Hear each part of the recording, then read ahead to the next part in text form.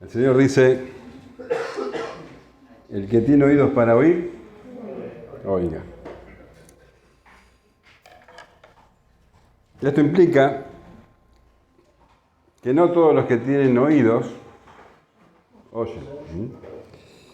Y no estamos hablando de personas que tienen problemas auditivos, estamos hablando de que muchas personas perciben los sonidos, que se emiten, pero no prestan atención.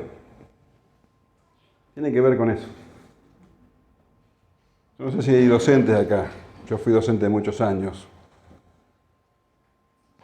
Y es fácil ver, hay 30 alumnos, y vos ves que algunos están garabateando, otros están hablando despacito entre sí, pensando que nadie los ve, alguno que tira una tiza, otro que vuela en sus pensamientos, y alguno que otro presta atención. Así es siempre. No todos oyen, no todos escuchan. Depende del interés. ¿Te interesa el deporte a vos? Algunos sí, otros no. Entonces, están delante de la pantalla, hay un periodista hablando, dando las últimas noticias. Bueno, y Ariel está atento a eso, y Anabela, esas palabras por ahí entran a sus oídos, pero no llegan a su cerebro. No le importan. Tiene oídos, pero no oye. Así con todos. Depende del interés. El tema es que hay asuntos que son triviales y hay asuntos que son importantes. Hay asuntos que son muy importantes. Hay asuntos que son de vida o muerte. Y hay asuntos que son de vida eterna y condenación eterna. Por eso cuando el Señor dice, el que tiene oídos para oír, oiga. Bueno, conviene prestar mucha atención. Toda la atención posible, porque no hay nada, absolutamente nada en el mundo, que sea más importante que lo que el Señor dice. El que tiene oídos para oír, oiga, porque Dios está hablando. En el Salmo 95 leemos, porque Él es nuestro Dios, nosotros el pueblo de su prado y ovejas de su mano. Si oyereis hoy su voz, no endurezcáis vuestro corazón como en Meriba, como en el día de Masá en el desierto. Si oís su voz hoy, no endurezcas tu corazón. Israel endureció su corazón una y otra vez. No solamente en Meriba, sino todo el tiempo. En Meriba, vos conocés la historia, el pueblo de Israel en el desierto, llega a Meriba, tienen sed, y empiezan a clamar, a murmurar contra Dios, contra Moisés y contra Dios. Ellos habían visto la mano poderosa de Dios guardándolos siempre, desde que salieron de Egipto. Nunca los había abandonado. Siempre le había provisto de todo. Sin embargo, ante este problema se olvidan y empiezan a quejarse. Lo leemos en Éxodo 17, 3, dice, así que el pueblo tuvo allí sed y murmuró contra Moisés y dijo, ¿por qué nos hiciste subir de Egipto para matarnos de sed a nosotros, a nuestros hijos y a nuestros ganados? Mirá lo que preguntaban. ¿O te parece que podían preguntar semejante cosa? ¿Realmente creían que Dios lo había sacado de Egipto para matarlos en el desierto y a ellos, a sus hijos también y al ganado? Dios les había prometido llevarlos a una tierra que fluye leche y miel. No creyeron en su palabra. Y así hacían siempre. Ellos tenían oídos, pero no oían. El Salmo 81 dice, pero mi pueblo no oyó mi voz, e Israel no me quiso a mí. Los dejé, por tanto, a la dureza de su corazón. Caminaron en sus propios consejos. Oh, si me hubiera oído mi pueblo, si en mis caminos hubiera andado Israel. Habían endurecido sus corazones, no oían la voz de Dios y preferían oír otras cosas, preferían oír mentiras, preferían oír palabras buenas, lindas, agradables al oído. Isaías 39 dice, porque este pueblo es rebelde, hijos mentirosos, hijos que no quisieron oír la ley de Jehová. Que dicen a los videntes, no veáis, y a los profetas, no nos profetices lo recto. Decidnos cosas halagüeñas, profetizad mentiras. Eso es lo que querían escuchar. Cosas halagüeñas, prosperidad, dinero, buenos tiempos, amor. Esas cosas sí quieren escuchar. No quieren oír la voz de Dios. Jeremías dice, este pueblo malo que no quiere oír mis palabras, que anda en las imaginaciones de su corazón y que va en pos de dioses ajenos para servirles y para postrarse ante ellos, vendrá a ser como este cinto que para ninguna cosa es bueno. Inútil. Se han vuelto inútiles, como dice el apóstol Pablo, ¿no? Todos se hicieron inútiles. No sirven para nada bueno. No quieren oír la voz de Dios. Tienen oídos, pero no oyen. ¿De quién es la culpa? ¿De quién es la responsabilidad? Jeremías 22:21. Te he hablado en tus prosperidades, mas dijiste, no oiré. Este fue tu camino desde tu juventud, que nunca oíste mi voz. Ahí tenés de quién es la culpa. No oiré. Es una decisión. Desde su juventud, que nunca oísteis mi voz. El que tiene oídos para oír, oiga, dice el Señor.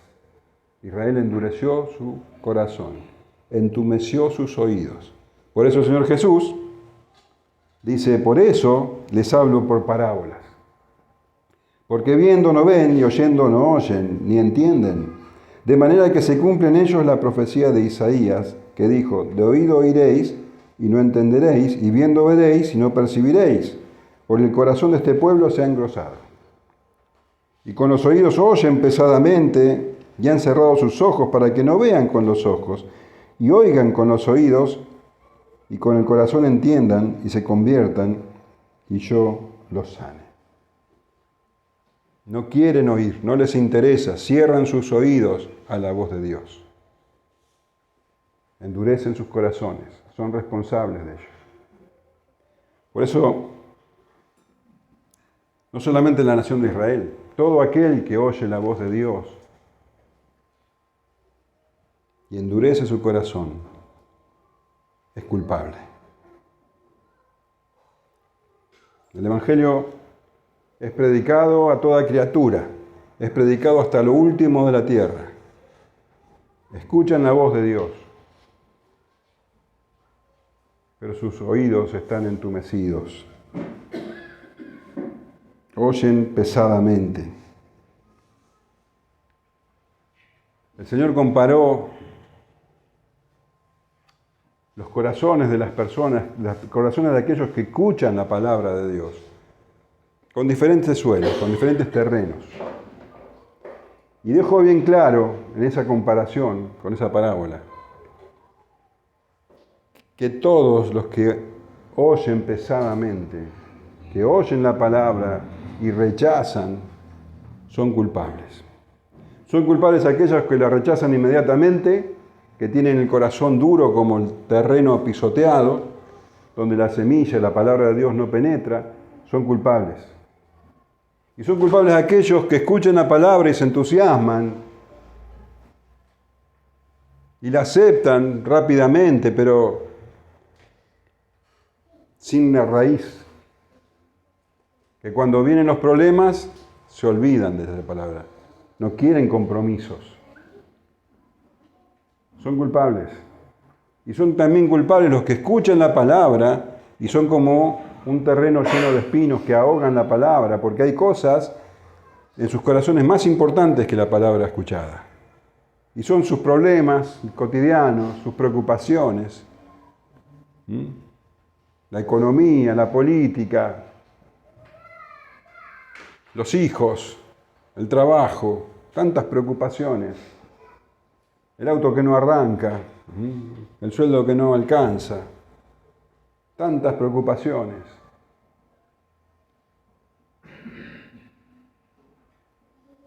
El engaño de las riquezas, el afán por conseguir dinero, bueno, es más importante eso que la palabra de Dios.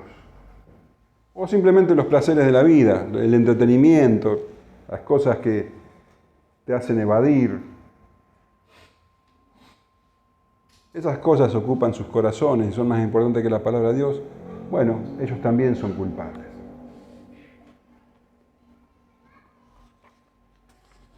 Solo unos pocos, dice el Señor, oyen y atesoran esa palabra. Dice que son como un terreno fértil, donde cae la semilla y da fruto, da mucho fruto. Por eso el Señor dice en Mateo 13:16, bienaventurados vuestros ojos porque ven y vuestros oídos porque oyen. Bienaventurados. Bienaventurados aquellos que tienen oídos para oír, que escuchan la palabra de Dios, la entienden y la ponen en práctica. Son como dice Lucas, o el Señor dice en Lucas, mas la que cayó en buena tierra, estos son los que con corazón bueno y recto retienen la palabra y dan fruto con perseverancia. Retienen la palabra y ¿qué hacen? Dan fruto. Los otros no dan fruto. Pueden parecer por un tiempo creyentes, pero no dan fruto. Pero los que son como la tierra fértil, esos dan fruto con perseverancia. El Señor dio oídos a algunos para que oigan, con un propósito: dar fruto. Vamos a leer Lucas 8, 16 al 18.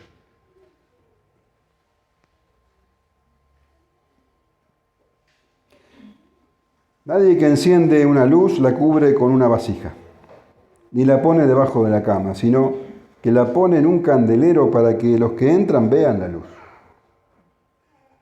Porque nada hay oculto que no haya de ser manifestado, ni escondido que no haya de ser conocido y de salir a la luz. Mirad pues cómo oís, porque a todo el que tiene se le dará, y a todo el que no tiene, aún lo que piensa tener, se le quitará.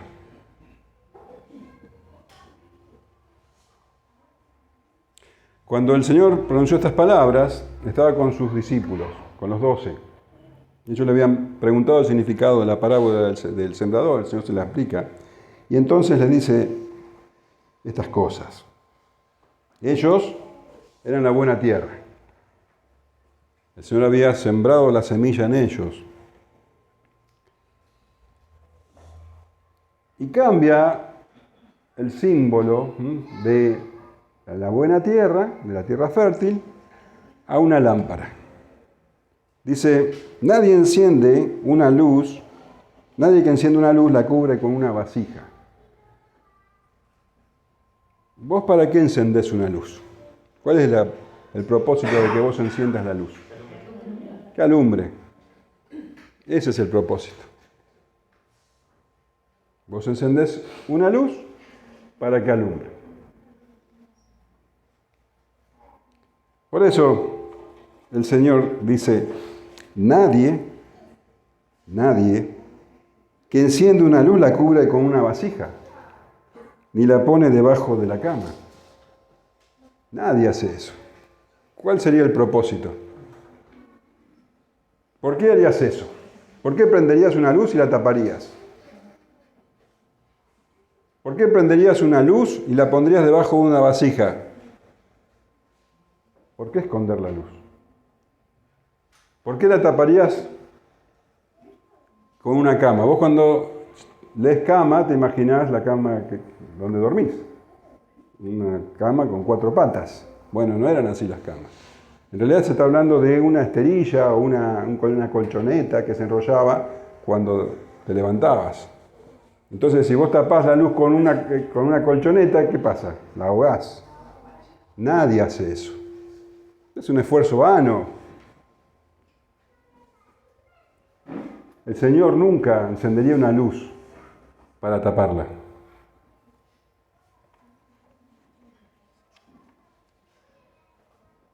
No se enciende una luz para taparla. ¿Qué se hace con la luz? Se la pone en un lugar alto para que ilumine, ¿no? Acá tenemos las luces, se la ponen en el lugar donde mejor ilumine el resto de la casa. Dice, se la pone en un candelero. Cuando dice candelero está hablando de un lugar alto, un lugar adecuado para poner una luz. Un candelero podría ser un estante colocado para ese fin, por ejemplo. O, bueno, una viga que esté alta, que vos pensás que puede iluminar mucho, la pones ahí. Eso sería un candelero. O, bueno, las casas en ese tiempo estaban hechas de piedra. Y puede ser que haya alguna piedra que sobresaliera y que sirviera para apoyar ahí una lámpara. Eso era un candelero. Un lugar donde pones una luz y que alumbra bien. Vos prendés una luz y la tratás de poner en el mejor lugar posible. Que alumbre. El significado de este símbolo es claro. La luz que el Señor encendió son sus discípulos. Sus discípulos son esa luz que Dios enciende. Y no la encendió para esconderla. El pasaje paralelo de Mateo, capítulo 5, versículos 14 en adelante, dice: Vosotros sois la luz del mundo. Una ciudad asentada sobre un monte no se puede esconder. Ni se enciende una luz y se pone debajo de un almud, sino sobre el candelero, y alumbra a todos los que están en casa. Así alumbre vuestra luz delante de los hombres, para que vean vuestras buenas obras y glorifiquen a vuestro Padre que está en los cielos. El Señor Jesús dijo de sí mismo que es la luz del mundo. ¿Te acordás? En Juan 8:12 leemos, otra vez Jesús les habló diciendo: Yo soy la luz del mundo. El que me sigue no andará en tinieblas, sino que tendrá la luz de la vida. Él es la luz que ilumina a todo hombre, te dice también en el capítulo. La luz que ilumina a todo hombre vino al mundo. ¿Y qué hicieron los hombres con la luz? En Juan 3:19 y 20 dice: Y esta es la condenación, que la luz vino al mundo, y los hombres amaron más las tinieblas que la luz, porque sus obras eran malas. Porque todo aquel que hace lo malo aborrece la luz y no viene a la luz, para que sus obras no sean reprendidas. Los hombres aborrecen la luz. La luz que Jesús vino al mundo, y los hombres aborrecen la luz porque aman las tinieblas.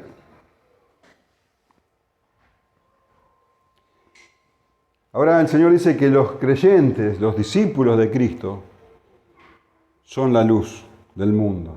Reflejan su luz en un mundo en tinieblas, en un mundo que aborrece la luz. ¿Y cómo estas personas iluminan? ¿Cómo estas personas en luz? Bueno, simplemente viviendo, simplemente siendo. Vosotros sois. No dice, ustedes tienen que ser. Hagan determinadas cosas para iluminar. No dice así. Dice, ustedes son la luz del mundo. Vosotros sois la luz del mundo. Los discípulos de Cristo son la luz del mundo.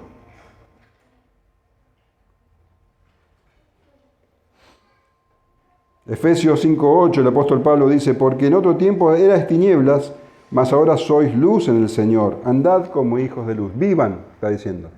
Vivan como lo que son. Vivan como lo que son. Y viviendo como lo que son, como un hijo de Dios, van a ser diferentes. No hay nada más diferente a las tinieblas que la luz. En un mundo de tinieblas, una luz sí que es algo diferente. Bueno, el cristiano es diferente. Y con su vida se destaca, alumbra. Fíjate que dice que los hombres amaron más las tinieblas que la luz porque sus obras eran malas. Y de los creyentes dice que las obras que ellos hacen glorifican a Dios. Entonces, el creyente que quiere agradar a Dios, que busca la voluntad de Dios siempre, va a brillar en este mundo, va a alumbrar las tinieblas. En la vida cotidiana, en la escuela, en el trabajo, allí donde va, porque es diferente, porque busca la gloria de Dios.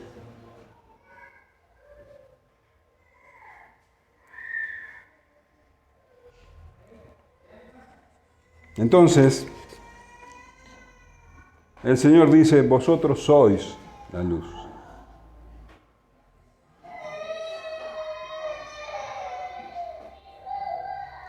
Pero Lucas es bien específico. Lucas está hablando de oír. Todo este pasaje, el anterior y el que viene después, habla de oír. El tema es oír. Entonces quiere decir que los creyentes, además de ser la luz del mundo, también son luz, dando a los incrédulos, dándole al mundo algo que oír. Oír la voz de Dios, oír el mensaje del Evangelio. Los creyentes son los encargados de que el mundo oiga. Nosotros no sabemos quién tiene oídos para oír, pero tenemos que llevar la semilla, tenemos que sembrar la semilla, tenemos que iluminar con la palabra de Dios.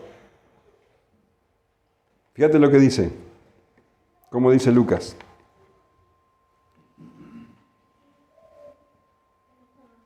Para que los que entran vean la luz. ¿Qué tenemos que hacer nosotros? Tenemos que hablar el Evangelio, proclamar el Evangelio, para iluminar la entrada a los que entran. Muchos van a oír con los oídos adormecidos. Tienen oídos pero no oyen. Pero algunos van a oír porque el Señor le abre los oídos y nosotros somos los encargados de alumbrarles la entrada. ¿La puerta quién es? Cristo.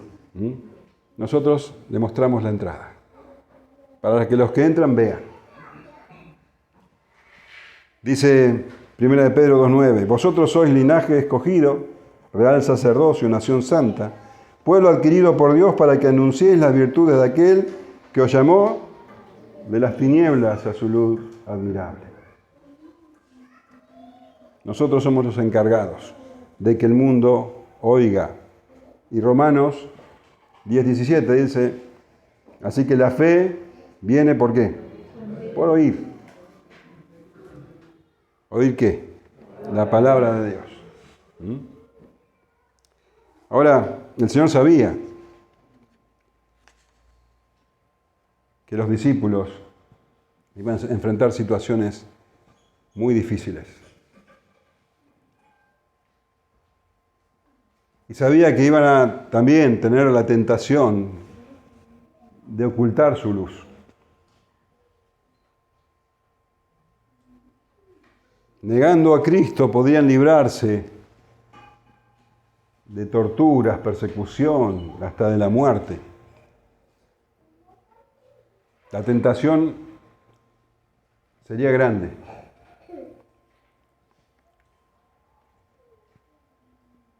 Pero dice el Señor, la luz no se puede esconder. El verdadero discípulo no puede esconderse en luz. No puede.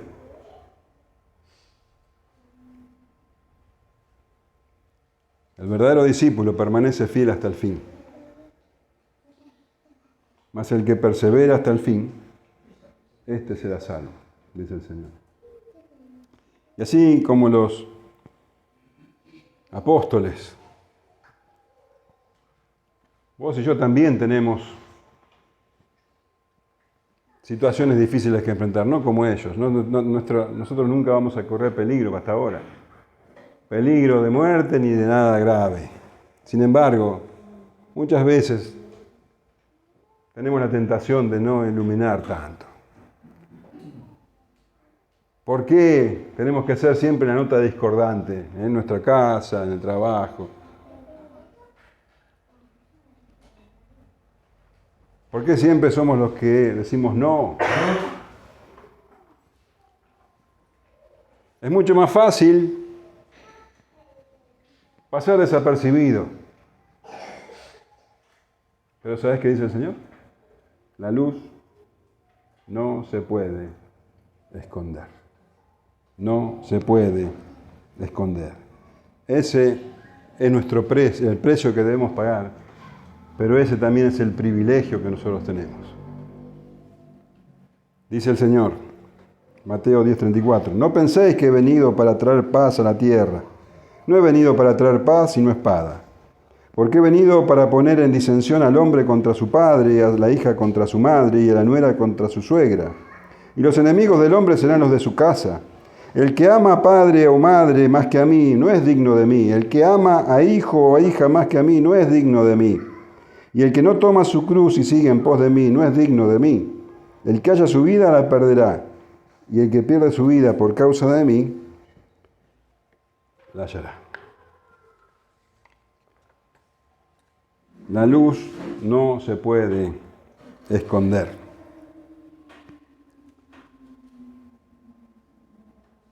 El verdadero discípulo es una luz que el Señor encendió. Y hay otros que parecen discípulos, pero que son una luz escondida. Son aquellos justamente los que hablábamos hoy, que oyeron la palabra, les entusiasmó, respondieron emocionalmente y se consideran cristianos, pero no tienen compromiso, no tienen raíz. Ante los problemas tropiezan y se van. También son aquellos que parecen cristianos, pero en su corazón hay cosas mucho más importantes que la palabra de Dios. Como decíamos, los problemas, las preocupaciones, el afán del dinero, las tentaciones del mundo.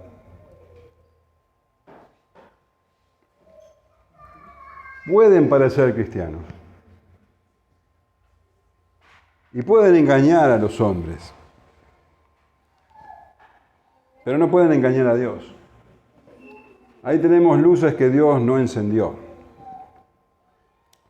Dice el Señor, porque no hay nada oculto que no haya de ser manifestado, ni escondido que no haya de ser conocido y de salir a la luz. El Señor conoce el corazón de los hombres. Ahí estaban los 12 discípulos. Y a la vista de todos, ninguno difería del otro. Judas parecía uno más entre ellos. No había nada que revele su condición, su verdadero corazón. Él estaba muy ocupado en ocultar sus verdaderas intenciones. Nunca los otros 11 discípulos sospecharon nada de Judas. Nos cuenta Juan que el sábado antes de la crucifixión, el Señor y los discípulos fueron invitados a cenar a la casa de Lázaro.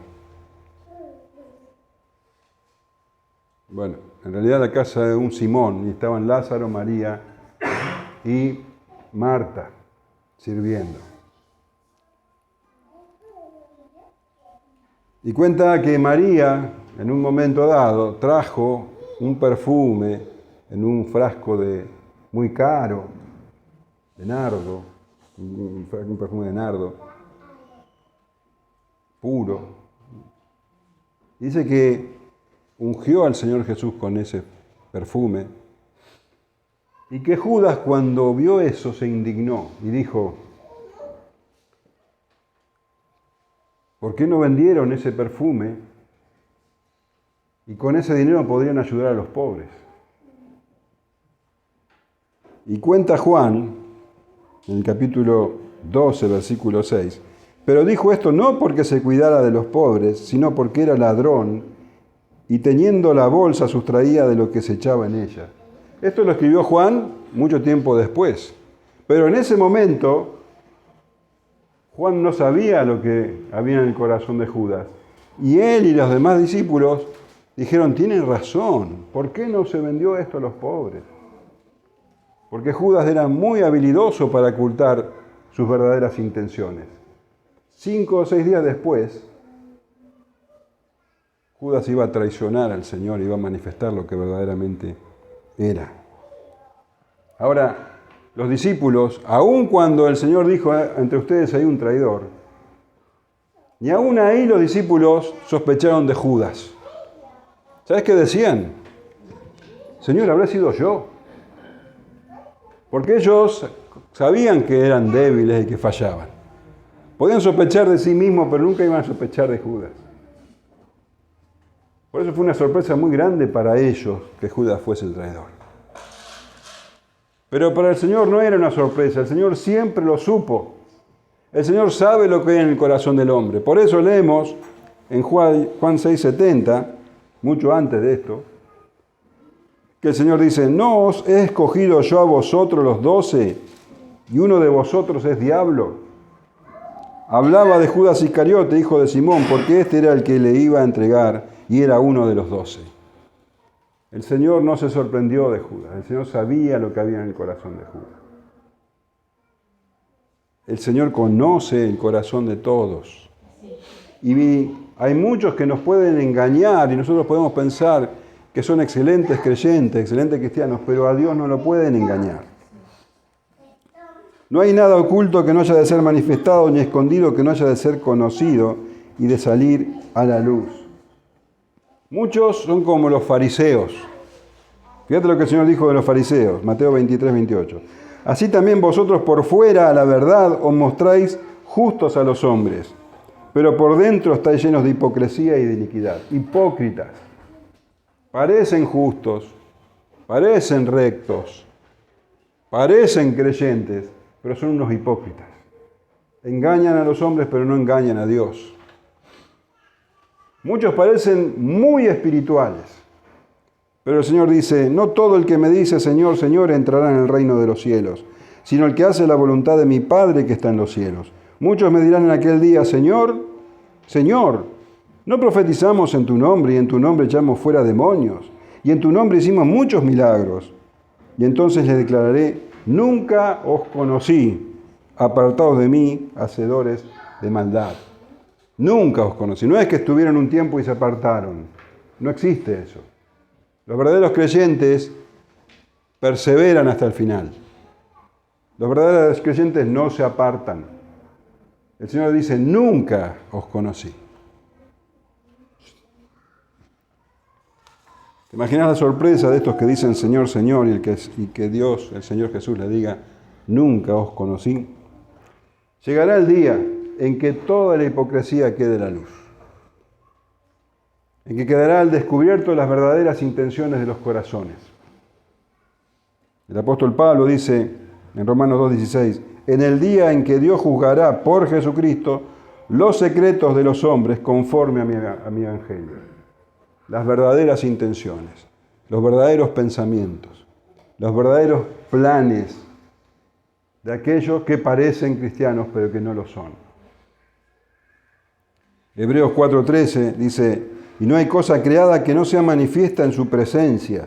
Antes bien, todas las cosas están desnudas y abiertas a los ojos de aquel a quien tenemos que dar cuenta. Por eso el Señor dice, cuidado, cuidado. Versículo 18, mirad pues cómo oís. Acá tenés una solemne advertencia. Mirad pues cómo oís, porque a todo el que tiene se le dará, y a todo el que no tiene, aún lo que piensa tener, se le quitará. Mirad. También se puede traducir como tengan mucho cuidado, presten mucha atención, estén en guardia ante esto. Mirad, ¿qué tenemos que tener tanto cuidado? ¿Cómo oímos? La manera en que oímos. Cuidado no engrosar tus oídos, de no escuchar pesadamente, de que tengas oídos pero que no oigas. Y fíjate lo que dice, porque todo el que tiene se le dará y al que no tiene aún lo que tiene se le quitará. Esto quiere decir que en el plano espiritual no se puede estar quieto. En el plano espiritual no se puede estar en el mismo lugar siempre. Eso no existe en el plano espiritual. O creces o decaes, pero nunca estás en el mismo lugar. Nunca podés quedarte inmóvil. O creces o decaes. Ahí tenemos 11 hombres, aparte de Judas, que tenían oídos para oír. Ellos escucharon la palabra de Dios. Y eran hombres imperfectos, con muchísimos errores, débiles. Pero escucharon la palabra, guardaron la palabra. Y según lo que el Señor dice, como una ley, su camino iba a ser siempre de progreso. Al que tiene, se le dará más. Al que tiene, se le dará más, se añadirá. Dice Juan, porque de su plenitud tomamos todo, gracia sobre gracia. Al que tiene conocimiento, se le dará más conocimiento. Al que tiene amor, se le dará más amor. Más, más, más. Gracia sobre gracia. Más santidad. Más consagración. Más fruto. Al que tiene, se le dará más. Pero al que no tiene, aún lo que piensa tener se le quitará. Esto iba a ocurrir con Judas.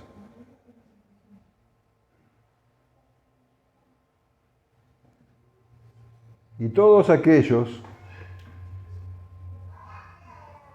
que creen pero no son, que creen ser discípulos o dicen ser discípulos pero no son, a ellos lo que creen tener se les quitará.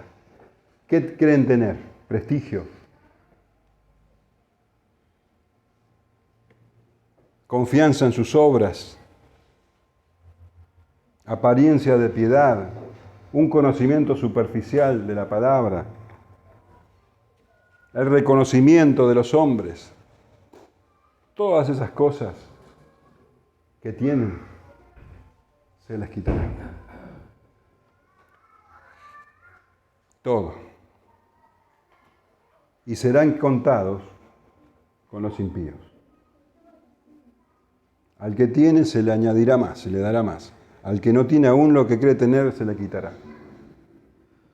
El Señor Jesús contó una parábola donde explicaba perfectamente esta regla, donde vos no podés estar quieto en el Evangelio, no podés estar detenido. O se te añade o se te quita. Mateo 25, 14 en adelante.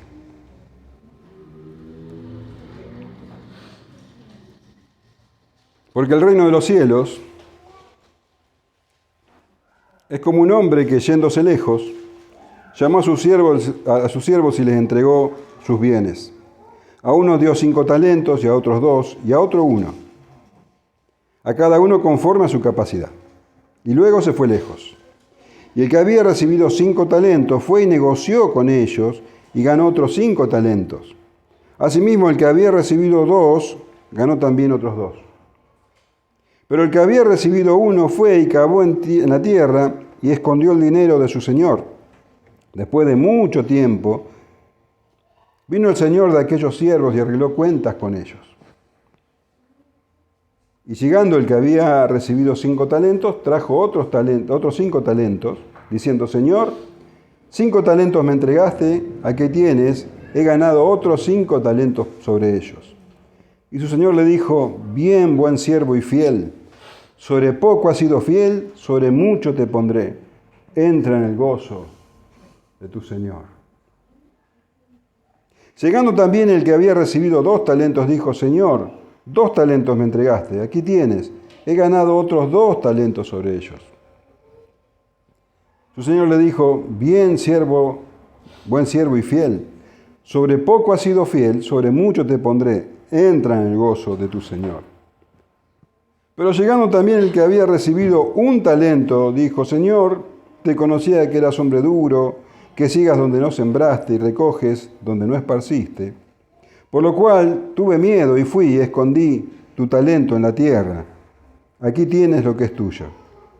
Respondiendo su señor, le dijo: siervo malo y negligente, sabías que ciego donde no sembré y que recojo donde no esparcí. Por tanto, debías haber dado mi dinero a los banqueros, y al venir yo hubiera recibido lo que es mío con los intereses.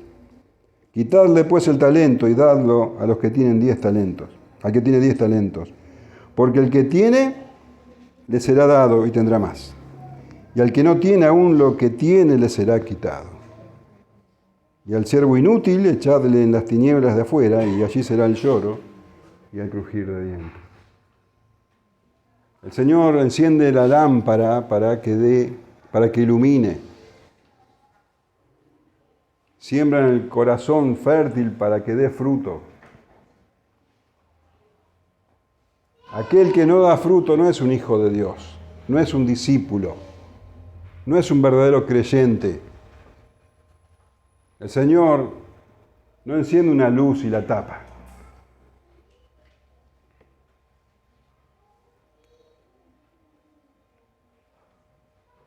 Por eso el Señor dice: mirad bien cómo es, examinate cuáles son las intenciones de tu corazón.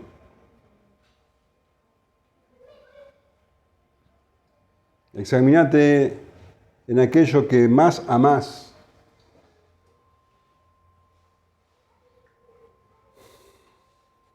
Examinate con mucha seriedad. Es una advertencia solemne del Señor. Mirad pues cómo oís. Si escuchas hoy su voz, no endurezcas tu corazón. Mirad pues cómo oís. Examinate, porque no sea que llegue aquel día y seas avergonzado como este siervo inútil.